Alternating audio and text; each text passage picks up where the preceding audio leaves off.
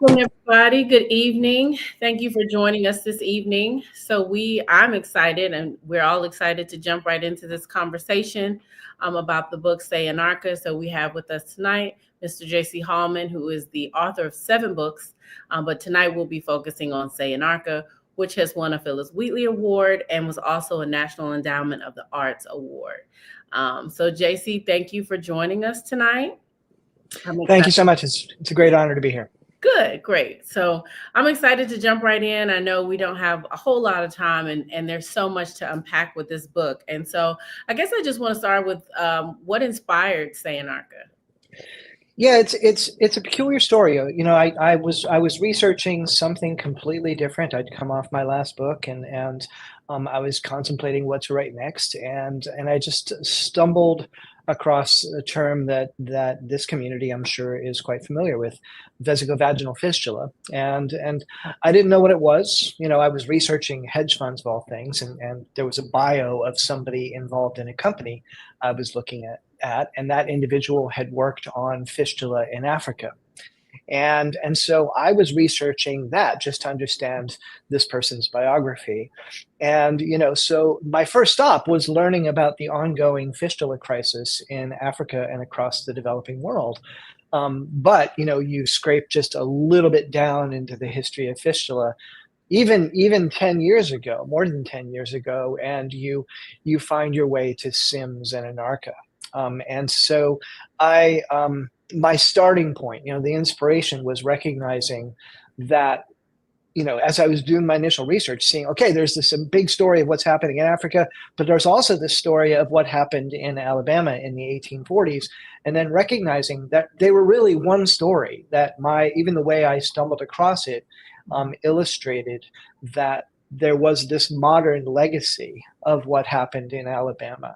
And so it became kind of my inspiration and my mission to try to connect those two stories. And so that's why I say Anarcha, which is primarily the story of Anarcha and Sims, ends with a substantial epilogue about the fistula crisis in Africa. Wow. Okay. And so, in doing all your research and all of your discoveries, what was some of the most impactful things that you've learned about Anarcha's life, or that you learned along the way? Yeah, so when I started, it was important to recognize, other people had written about this previously. It wasn't like I was the first. I think this is the first book to be wholly dedicated to the story of Mhm. Sims and Anarcha. But when I first when I first dived in, what I pretty quickly realized was that people were already saying Anarcha's name in the same sentence with people like Henrietta Lacks. So people knew that she was important. But all anybody knew about her was what came from J. Marion Sims. He was the only source. No one had found anything about her that didn't come originally from him. So when I set out to see if I could find her, if I could discover evidence to prove that she'd even existed, Mhm. that was one of the main goals right at the start. And then the most impactful things that I discovered were first the learning that she was never truly cured. Finding her pop up in documents in New York City where she was experimented on by Sims yet again. Mhm. And this indicated that she had spent time in Richmond, Virginia as well, where she endured even more experiments there. But by far the most stunning thing was eventually, finding her gravesite in a remote forest in Virginia, and this, figures heavily in the film, Remembering Anarcha, which is going to be screened shortly. Yeah. And so, yeah, were you the first one to find the gravesite? I know that's a pretty big Yeah. deal. Yeah. Yeah, Wow. I mean, the guy who found it was, a hunter, but he had no idea what he'd found, Right. and I just had to keep asking questions and keep pressing, and then eventually get a little lucky to find the right people who had, found this grave and then took the information off of the grave and then put it into a cemetery book in a small town in Virginia, and then I found the person who'd written that cemetery book, and then when I said the name Anarcha, she just sat up in her chair and she just said, "Wait a minute, And she pulled the book off of his shelf, and then, then later that afternoon, I've got this 90-year-old guy walking me out to this gravesite, that he found in the 1960s, and so it was an amazing moment, and it's an amazing story, and I think Yeah. it's as I say in the film, it's just it's proof that the truth manages to endure. The truth is resilient, and it will be found out eventually, and that's like a really important lesson that we need to be reminding ourselves right now. Yeah, I like that quote Yeah, actually. yeah, I think we should quote you on that one. I think that's a very, timely yeah, quote for sure. yeah. So you did mention that, of course, there's been other books that have included some of this information, and of course, that speak on J. Marion Sims, who is, touted as the father of modern gynecology. But what differs in how we see J. Marion Sims with your book versus what's been out there? Sure. I think that there were four main books that have dealt with this history, in the past 30 or 40 years. There was a guy named Barker Benfield in the late 60s and 70s. There was a woman named Deborah Kuhn McGregor in the 80s, 90s. Harriet Washington's famous book. I'm sure a lot of people here are familiar with Medical Apartheid, and then Deirdre Cooper Owens' Medical Bondage. These are all important books, and they all built on one another in terms of calling attention to this important history. Though it has to be said, Harriet Washington's book is the one that really cracked through to the mainstream, and started us on the path where we are now. But I think the main difference with my book is that it's not scholarly. It's not a work of scholarship. Mhm, It's a narrative history. That's not to say that it isn't deeply researched, because there's a lot in my book mhm, that comes from deep archival work that is providing brand new information, not only about Anarcha, right? All this information that is brand new to her history, but also stuff about Sims that I included that I never found in any other work on him, mhm, either from a positive perspective or from a negative perspective. mhm, And so there's a lot that's new to the history, but then as well the style of the telling, that it's history that reads like a novel. The goal here was not just to tell the history, but to immerse you in it, to mhm, give you a sense of Anarcha's life and her personality to the best that was possible, mhm, and to provide a kind of a sense of the atmosphere and the milieu of the world that she lived in and the world that Sims lived in, mhm, because the contrast between those two worlds and how their lives intersected at various moments. The contrast between those two was important to me as a writer, because it became, almost like a small portrait of the 19th century in and of itself. So I think that the goals were different in terms of the previous work and my book. Okay. Do you believe that J. Marion Sims should continue to be honored for the medical history, or do you think that we have to reevaluate how we speak of him? Oh, hell no, hell no. I mean, I think one of the things that I found, even when I was looking at some of J. Marion Sims' fiercest critics, Mhm, was that sometimes, they would see that these honors bestowed on him, or claims that he had done this or that, in medical history, and they would say, okay, well, it's in so many sources. Well, there must be something to it. And when I started, the whole sort of history kind of stank to me right from the beginning. And so I more or less did a fact check of Sim's own version of his life story. He had controlled his own story. He mhm, had controlled Anarcha's story very much in the way that he once controlled her body. mhm, And I just went into it not taking anything for granted. And what I found was that everything was fraudulent. There really mhm, wasn't a claim about his career that you could say, well, he did this. Everything was something that was debunked in his lifetime, or that was really borrowed from another doctor. mhm, So he was really a charlatan, mhm, and I think that's pretty unique to my book as well. I mean, I think others definitely call him out for his villainy, mhm, but I think in my book, it's a little bit more comprehensive in really taking note of it and then documenting it, and really showing how his personality sort of led him and his motives led him to this life of a charlatan. Yeah, wow. I mean, I love your response, but that is very interesting. And so uh, I want to ask now, like historical, ethical references, and how does Anarcha's story kind of reflect a broader issue of medical racism and exploitation in American history? Sure. Yeah. I mean, I think, particularly whether you're looking at the ongoing fistula crisis in Africa, which is just colossally, flabbergastingly terrible, or health disparities here in the United States, which are just as bad, because there should be no such thing as a health disparity, right? Mhm. Right. That either way, I think that for me, what became a kind of guiding principle was that if we want to change the trajectory that we're on, then what we should recognize is that the best way to go about that, Mhm. particularly if we're talking about women's bodily autonomy, if we Mhm. want to change, where we are right now in the history of women's bodily autonomy, if we recognize that we've taken some big steps backward and we want to alter that trajectory, then the way to go about that is to go all the way back to the beginning Mhm. and to undermine the legacies of those who first sought to take that bodily autonomy away. Yeah. And so I think that Anarcha's story um, serves as a kind of symbol, Mhm.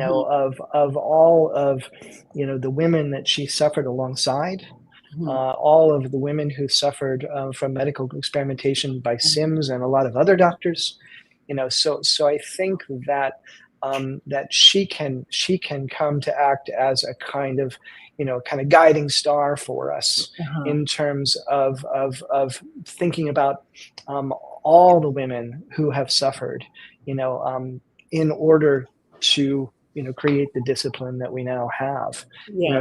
I think that makes us um, more responsible, um, minded people morally and ethically when it Yeah. comes to thinking about the world that we live in. Yeah, and I think you kind of just touched on my next question, which was, how do we reconcile the advancements in gynecology that resulted from, these experiments, with the ethical violations that took place? Like, how do we? I mean, I guess there's room for both, but how do we kind of reconcile that? I think that it's the one thing that you can do is you can choose to honor the experimental subjects as Mhm. opposed to the doctors, Yeah. right? I'm not saying that the doctors shouldn't get any kind of recognition. In Sim's case, they shouldn't, because he really didn't do anything. He didn't do the things that he said he did, right? But there are doctors who Mhm. have who have helped to make many advances, and even the good doctors, that we should be talking about their patients as much as we're talking about them. And in the case of medical experimentation, we should be talking about those experimental subjects, and not even referring to them as patients, because sometimes it may be the case that they're not, that they're not formally patients at all. Mhm. And so I think if we recognize and honor those people and say their names, say Anarcha, that we begin to offer up a kind of corrective in that way. Yeah, I like that. And so, what parallels do you see today with, an ARCA story and the ongoing medical crisis that we're in, Black maternal health and Well, Black? I mean, you don't have to look far, right? I mean, because you'll see stories of forced hysterectomies happening, like today, very recently, and of course, for me, having come to the story from studying the fistula crisis in Africa, Mhm. it's even more direct, and you have to allow, and people feel very strongly about this. There's a lot of really, really good work that Mhm. is being done in Africa today, and I document a lot of that, in the epilogue of the book. But there's Mhm. also still a kind of lingering atmosphere where a Sims-minded doctor, or medical organizations can wind up going over there to, exploit a vulnerable population Yeah. in very much the way that Sims did. So this is one of those, those kind of those moments where you think of Faulkner's, um, the Faulkner's quote, he says something to the effect, "The past isn't over; it's not even past." And it's like this really Yeah. applies to that. Yeah. Well, you are dropping gems tonight too. Can I just say you I think now we're up to Thank two you. quotes that Well, that one's not me. No, that yeah, one's not me, to be sure. that's possible, but you dropped them here tonight. So thank you for bringing that to the remembrance. Sure. But I guess the other side of that is what lessons should medical professionals take from Anarcha's story and how they Oh yeah. view, brown bodies, birthing brown Sure, bodies. I mean, having talked to a lot of gynecologists while I was writing the book, and many doulas and midwives as well, Mhm. that what I found again and again and again is so many people who just didn't know this history at all. Right. It wasn't part of their education. It just, it more or less got whitewashed, out of it. I think that it wasn't that long ago when it still was, part of that history, and even that's still ongoing. There is still the tool, the Sims speculum, and some people will still refer to the Sims position and so on. So there are still some echoes, but I think that the thing that ought to be in the back of the mind of anybody who's providing mental health advice to women Mhm. is the recognition that discipline started with this history. Yeah. And if it's rotten at that core, if Mm. it starts out with the exploitation of the body of a Black woman, Mhm. then how do you know that the advice that you give out on a moment by moment daily basis isn't infected, even in just some tiny degree, Mhm. by the bias that is built into the system? Because it's a perfect example of systemic racism in history, Yeah. right? Or in medicine, sorry. And I think that if you immerse yourself in that history and you become aware of it and you remain cognizant of it, if it becomes part of your conscience Yeah. as a physician or as a care provider in any way, then you have a kind of internal check, Yeah. against that bias, creeping into the advice that you're offering on a moment by moment basis. Yeah, I love that. Yeah, that was actually my next question was, how do you hope this book contributes to that conversation of, the systemic racism within the medical industrial complex? And so I love Yeah, yeah. I think that it's the book can serve a lot of different purposes, it. and that wasn't one that was in the front of my mind as I was writing. I Mhm. was thinking more about trying to save history and save a lost figure Mhm. at a time when truth and fact and history is under threat.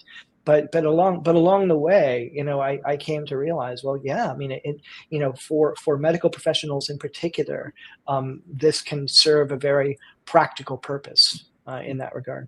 For sure. So I want to ask you a personal question, I guess, but what emotions did you personally experience when you were writing such a, you know, deeply rooted and powerful book? Yeah, yeah. I mean, it's a little hard to say, because when I went to Africa, I went to Uganda and Nigeria and Ethiopia to bear witness to the fistula crisis across the continent, and then I went back to cover the opening of an important hospital.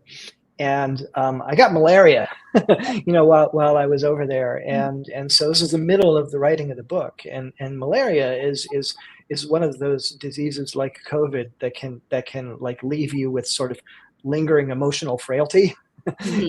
and I certainly felt that, but I know that there were things that I learned, and it has to be noted, I didn't come to this book as a medical professional. Mhm. I didn't come to it as an expert in the field of Black history or the history of slavery. So Mhm. I was coming with no agenda, Mhm. and And that meant that I had a lot of learning to do, right? Mhm. I had a lot of time that I just needed to be absorbing history, and earning the right to even attempt to tell the story, right? Yeah. And so in that process, whether it was learning about what happened to Anarcha or just to other women, there were absolutely stories that just left me floored, for days on end, and so it became very emotional, and there are sections of the book that I would not ever be able to read in a public setting because I would just break Oh, down. And oh, um, wow.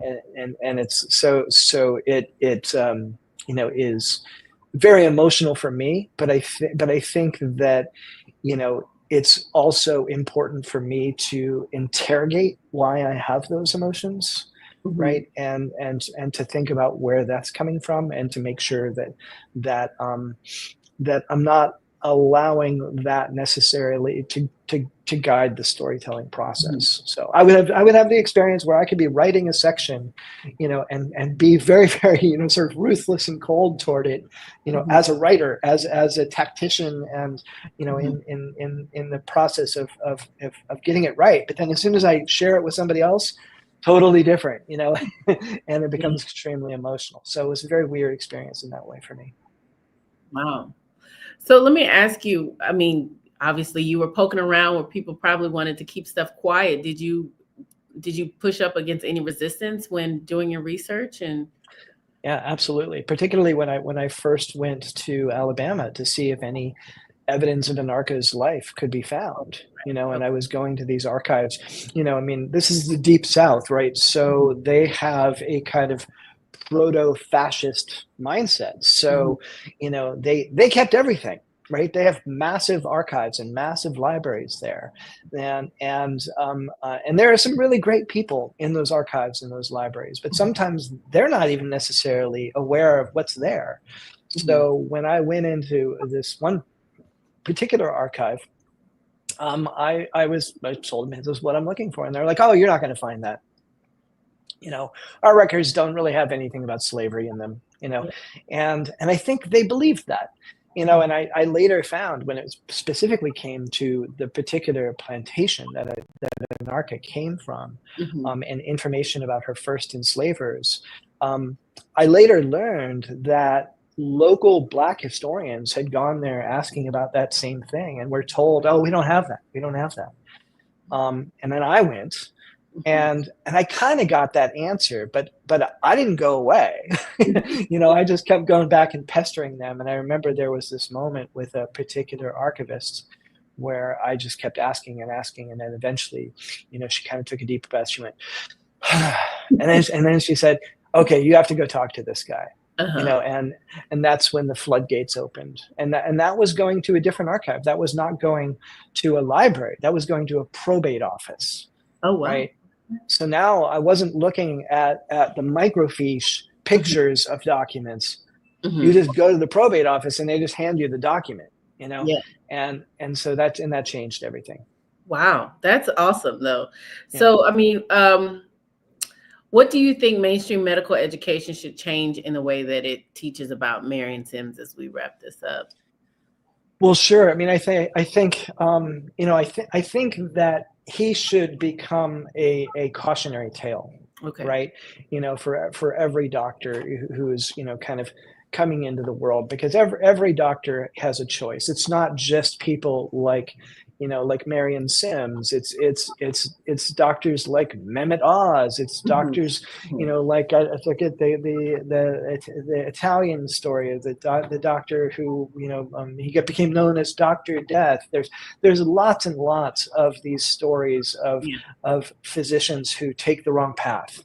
And I would hope that J. Marion Sims can be held up as an example, to those who might be lured into the path of seeking wealth and fame, Mhm. rather than becoming a member of a humbler profession, Mhm. that it's not worth it, and you might get away with it for a while, you might get away with it for 100 years, but there's always going to be somebody who comes along. you Yeah. know there's going to be the people I mentioned before. There's going to be somebody like me who ultimately just says, no, no, this can't stand. And Yeah. and so I think that if Jane Marion Sims becomes a cautionary tale rather than a figure that we lionize with statues, Right. that would be a good thing. Gotcha. So, we're going to be screening the documentary, Remembering Anarcha, in a couple weeks. But how would you say this book complements the documentary? Well, I think in the documentary, it's the book out. It actually has a different title. I thought of it. I called it the Anarcha Quest for a long time before we came around to calling it Say Anarcha. And I think we filmed in 2018, and which was not long after I found the grave site. But even before I'd even begun writing the book, I was still in that process of absorbing things. So I think that in watching the film, what people can benefit from knowing is that since then, we've found descendants of Mhm. Anarcha and her husband, the man who's buried alongside her, living descendants. We've taken them out to that grave site. Oh, wow. And we're now, for me, the story didn't end with just the book. Mhm. We've now launched an effort to properly protect and honor that grave site. As people will see, it's just a grave out in the middle of woods all by itself. Mhm. And so we have a relatively ambitious plan to try to raise money to make sure that gravesite is honored and protected. Nice. I love that. That is awesome. Yeah, So yeah. thank you for joining me in this conversation. I know we packed a lot into a quick 30 minutes. But before we wrap up, for those who are on the live now, I just want to let you guys know we do have a giveaway of Mr. Hallman's book. And so in order to be entered in that giveaway, you would, number one, join this live tonight, which you've done, but then also join us for the screening on February 28th at 7 p.m. And then also join the MBDA's book club, where we are taking on various different books throughout the year. It's a very welcoming atmosphere and experience. All righty. So we do have about one question to wrap us up. Kyle, if you can come off mute and ask that question, please.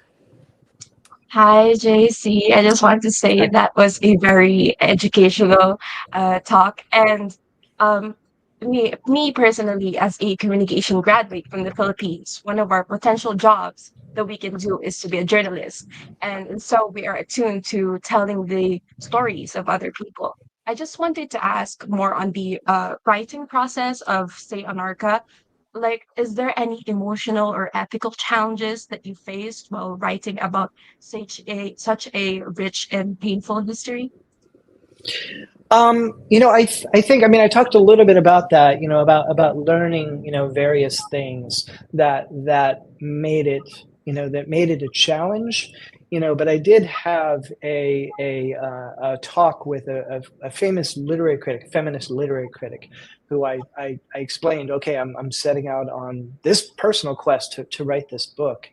And I talked about, some of, the more graphic descriptions that I was going to be confronting in describing this, and what she said to me, was very powerful. She said, "Don't flinch.